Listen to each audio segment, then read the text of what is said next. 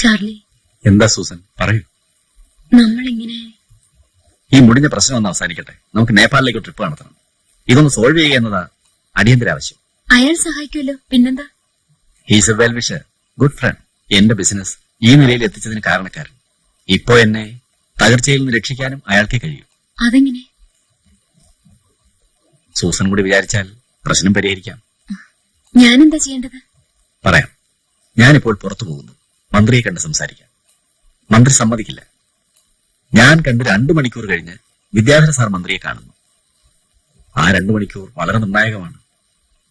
നിർണയിക്കുന്നത് നീയുമാണ്. ഈസ്റ്റേൺ ഫൈനാൻസിന്റെ ഭാവി തൂങ്ങുന്ന ത്രാസാണ് അയാൾ. അതറിഞ്ഞ് നാം ഇപ്പോൾ പെരുമാറണം. സൂസൻ, ഇത് നമ്മൾ 3 പേരുടെ ഇടയിലുള്ള ഒരു അണ്ടർസ്റ്റാൻഡിംഗ് ആയിട്ട് കരുതിയാൽ മതി. ഇപ്പൊ മനസ്സിലായി. നീ വിചാരിക്കുന്ന പോലൊന്നും ഇല്ലതിൽ. It's a matter of 2 hours. ചാർലിയെ മനസ്സിലായി.